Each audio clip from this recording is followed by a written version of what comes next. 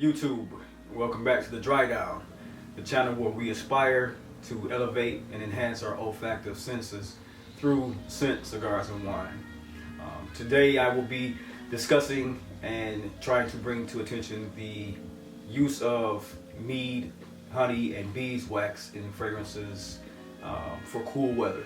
It's not only a fragrance note or accord that should be worn in the fall or the winter time because of its heaviness. There's also some light and ethereal uses to that accord, and I'll be highlighting those today in my list of honey-based fragrances. So stay tuned. All right, YouTube. The first fragrance I would like to bring to your attention is one that is not unfamiliar to many that have been collecting, and it is to most a elixir that is built around incense. And for me, it is not just that. This fragrance to me, which is Jubilation 25, done by Amouage, penned by and formulated by the master perfumer Bertrand Duchaufour. It is a blackberry accord that is enveloped in myrrh and opoponax, brings an incensey feel to an oud accord that is world renowned by Amouage. But what you get under all of that is the reoccurrent and adjacent running honey accord that most people don't talk about, but it's the sweetness that lies within this fragrance that makes it so appealing.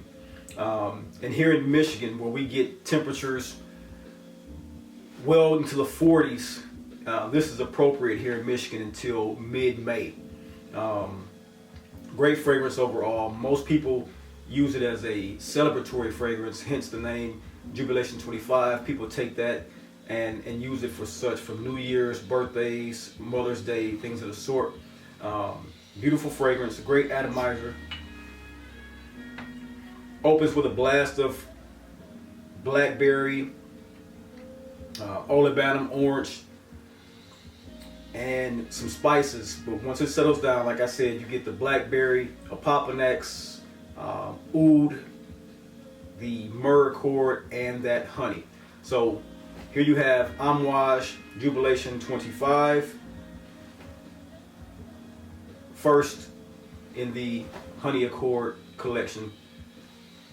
Great fragrance. Okay, next we have the Back to Black Aphrodisiac by Kilian, and this fragrance was perfumed by Khalees Becker, who was renowned for the Dior J'adore and Tom Ford's Velvet Orchid. This here is a refill bottle that I took out of the travel atomizer and just put into a 50 ml bottle that you can get on Amazon anywhere. So this is just, instead of having a full presentation, which I got plenty of Kilians that I just didn't want to purchase the full presentation, this is the way to get it in at a better price point and have the juice on hand and ready. So what you get from this one is a heavy white honeyed aroma with cherry liquor and like a pre-lit, the foot, when you smell the foot of a cigar, that pre-lit, almost earthy, sweet tonality to it. That's what you get in here. You also get like a sweet, nutty almond spread that you would get in like a Ferrero chocolate. When you crack it open, that sweet chocolate, and you get that spread on the inside, that almond. That's a similarity in what you get here. It's a sweetness, but also an earthiness that you get from those elements. It has a backbone of warm spices, including cardamom, saffron, and a soft and warming chamomile note. Great for this time of year. It has a deep dry down of,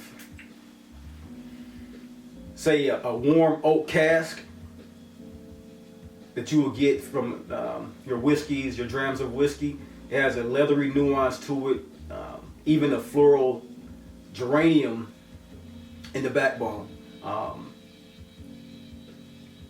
Also, when you pick it up, when you smell it in the air, you get a slightly reserved cedar note from this that helps it in the woody tones to make it more mass appealing to the masculine as a sweet scent.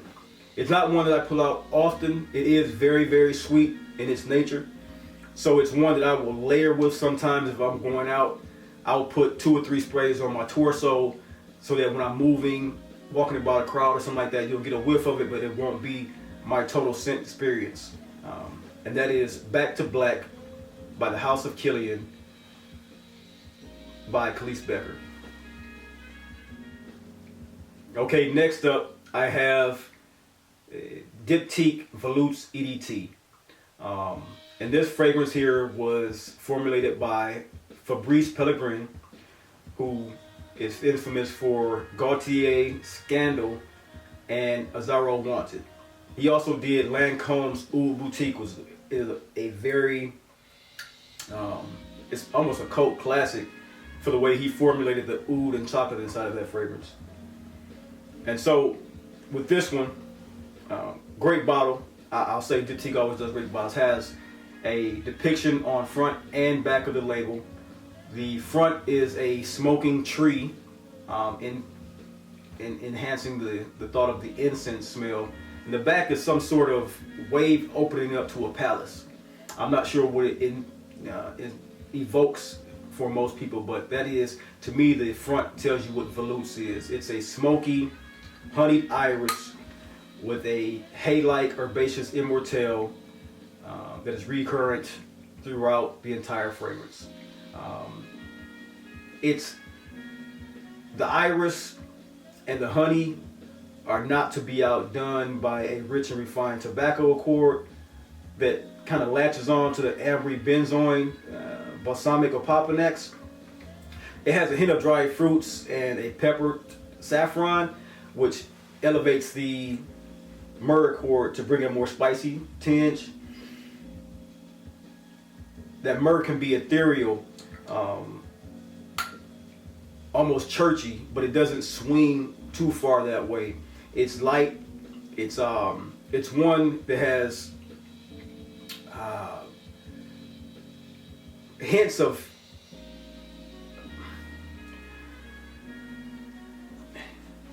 you get the development of fragrance. I'll say this for Dyptyque. The development in their fragrances is overlooked because they are,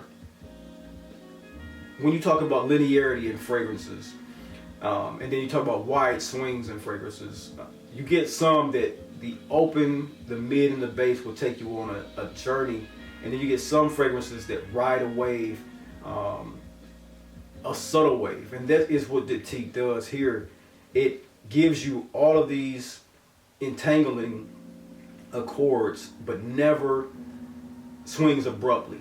So what I mean by that is you get the iris, the myrrh, the papanex, the saffron, all in one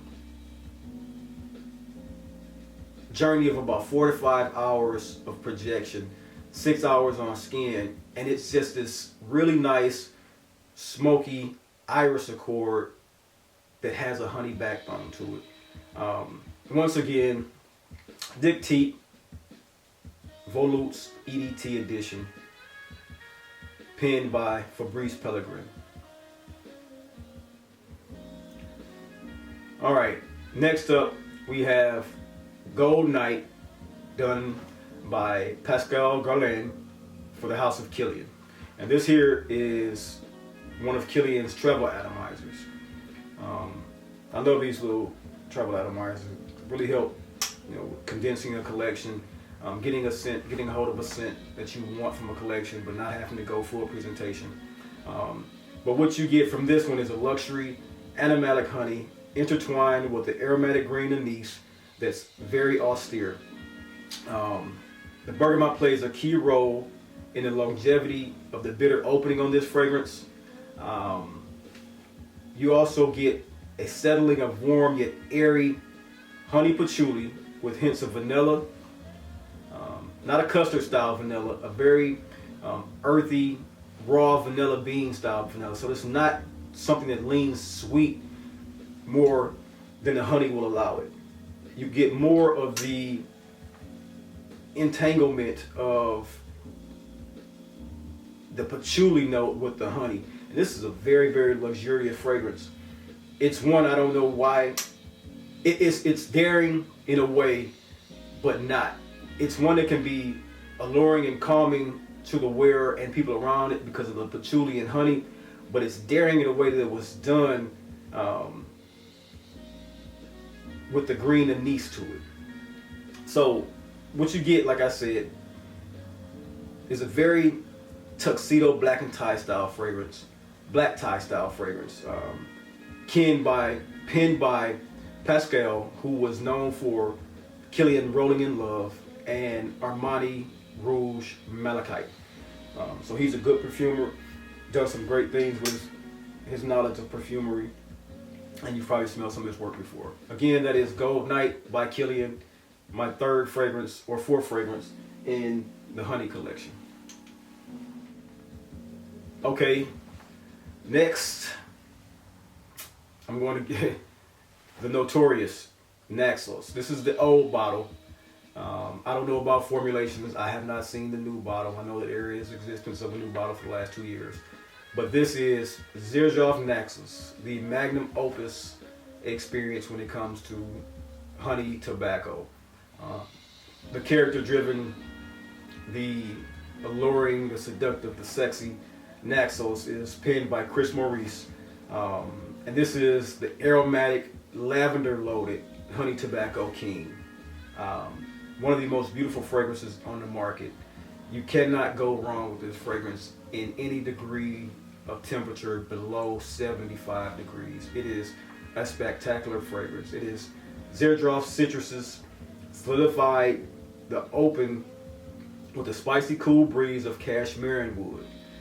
It also has an indolic high quality jasmine sambac that plays in the mid-range, and tonka that is warm, alluring, and spicy with a chai tea style vanilla to it. But of course, the tobacco and honey accords, it's what elevates this to the experience that everyone loves to smell and smell like.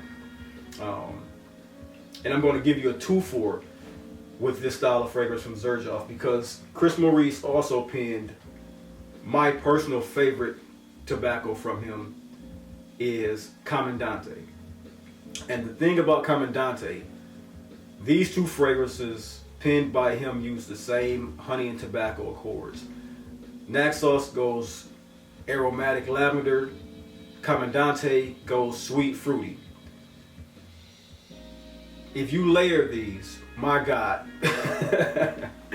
I'm telling you, the reactions that I've gotten in blending these two fragrances together, I put 2 sprays of Naxos on my neck and 2 sprays of Commandante on my shoulder and 2 sprays of Commandante on my earlobes. And man, you're talking about a beautiful scent experience. It's not often that I do that. I do let them stay as standalone fragrances. I don't go out every time I spray one, I spray the other, because they are just that beautiful alone. But when you put these two together, the combination of the two unfurl on your skin and just knocks everyone off their feet. So that is the magnum opus of Naxos, the runner-up of Commandante, so to speak, both penned by Chris Maurice for the House of Xerjoff. Next I have Nishane Nefs, which is an ambery honey oud fragrance done by the House of Nishane out of Istanbul. This is one of those fragrances that have the ability to fuse excitement, desire, escapism, and pleasure simultaneously. It is a devotional ode to oud accords that has a persistent presence and teases the nostrils with a lingering, cool, odoriferous effect. It is the kind of oud that is luxurious. It has that slight medicinal smell that some people don't jive with. I understand that. It's one that is kind of off-putting to some, but the ones that get it and love it, they get it and love it. Now for me, while it's the vanilla and honey and ambery tones are the furnishing of the fragrance. You get roses, you get an ambery accord with an undercurrent of that forever present honey, which is a narcotic, but you also get whiskey, spicy saffron, and it's a melange of fruits and florals inside of this that bring it so together. It's this unmistakable scent that you, when you know it, you smell it. It also has a nice osmanthus floral note that is rounded and it is embracing to each and every note around it.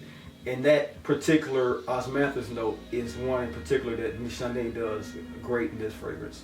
And that is, of course, the infamous and lady killer Nishane Nefs.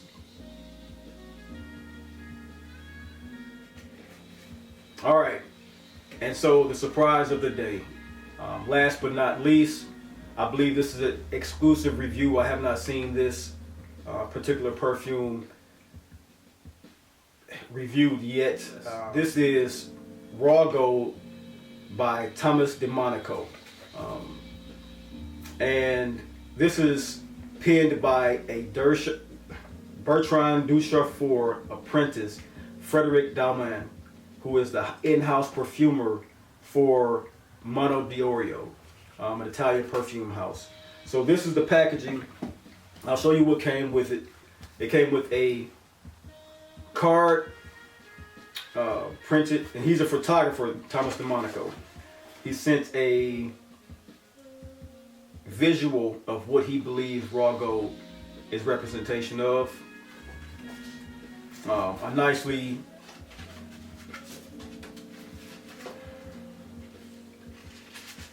done photo of the fragrance, raw gold,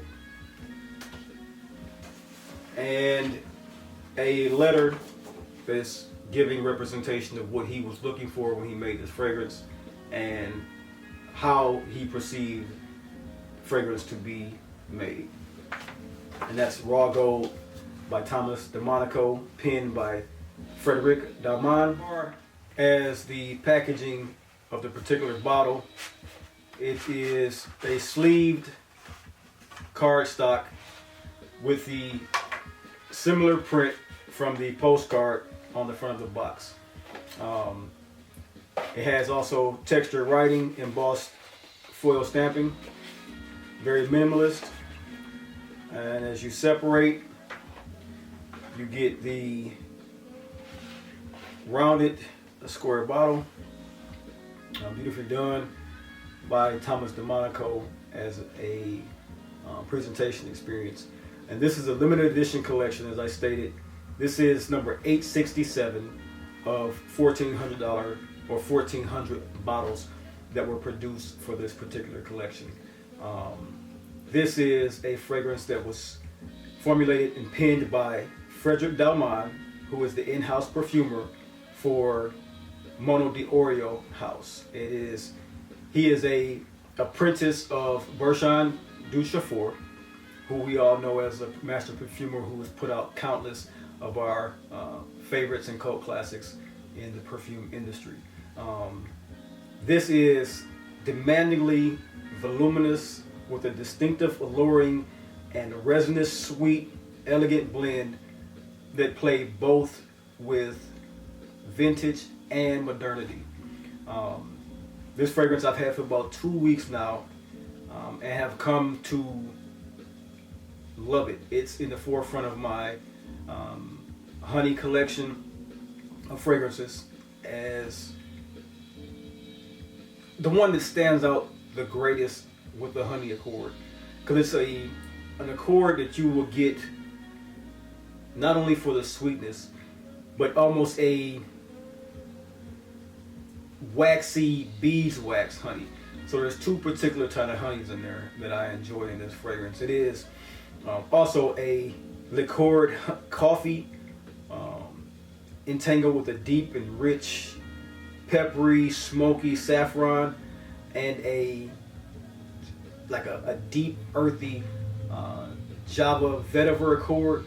And it also has an effervescentness to the mead. You know, that's that waxy, almost like a champagne mead wine that I keep bringing attention to. It's a discreetly suave and romantic civet accord that he used that develops with an unusual rooty and fleshy orris blossom or iris flower. It's kind of like the bouquet that has been cut and left in a 100-degree automobile. I'll draw a picture for you actually, because it conjures that. Imagine yourself wearing this fragrance and then put into your hair to protect the fictionality of going to the Met Gala with your loved one, your special other, and you're riding in a Rolls Royce, and the sexual intimacy is what you get in that raw animalistic honey. In the back seat you get the suede and luxurious leather accords from this fragrance, from sitting in $50,000 seats with the Starry Nights suede headliner. And it weaves throughout that type of conjuring of a fragrance that you get in luxury. And it also has a very nice developing coffee note, and you can kind of entwine that to your mind as the morning after pillow talk, you wake up and look out at the Pacific Palisades after you went across the globe trotting with your significant other, and you look out and you see the fresh sea breeze coming off the ocean from the waves splashing, and you have the coffee in your hand and you just made love to your special other one. That's what type of fragrance this is. That's the type of imagery it conjures for me. The nice sun coming over the horizon, implying the raw golden juice of Thomas de Monaco's Raw Gold. Beautiful fragrance. Like I said, I've had it for 2 weeks and it's caught me by storm because I didn't think I would like it this much. I had an inkling to buy it because it was a numbered collector's edition, and I bought it blind, and I am not by any means close to being any disappointment at all. It's a de facto fragrance that's going to take the place of others in my collection, in which I'll be able to vault those fragrances. And in thinking about what I would say about this today, I did bring one of those fragrances with me, and I'm going to show you what that is and why I have drawn the comparison. And that is, to many, a new cloak classic in the Dior line. This is a Dior Home Parfum edition, which added an aromatic leather to the sweet iris accord that was always ever present in the Dior Homme line. And these two have a presence and persistence that go hand in hand. It only veers with the roughness in this leather. So if you want a more refined, a more luxurious feel to the accords that are in Dior Parfum, and you can't even find it on the market today because it's a discontinued fragrance.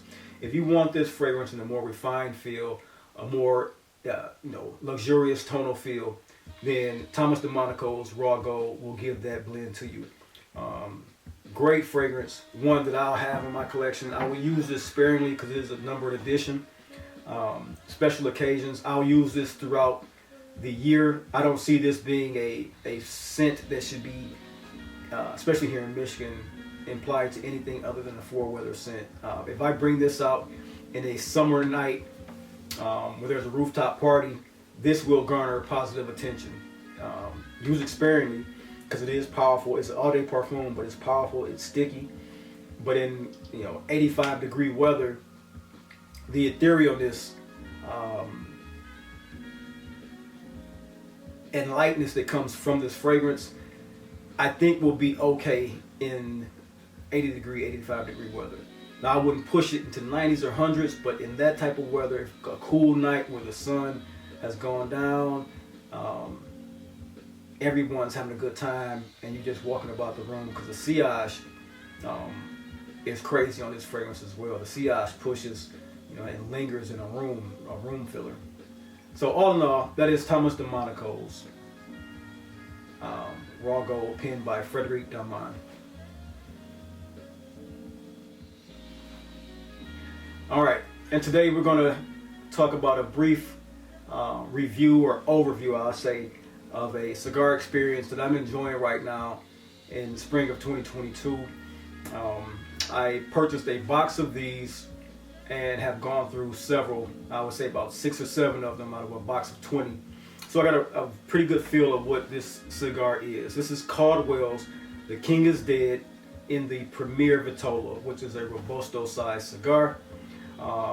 This is a Dominican Negrito wrapper. This is a Dominican binder and a Dominican filler on a medium full body cigar.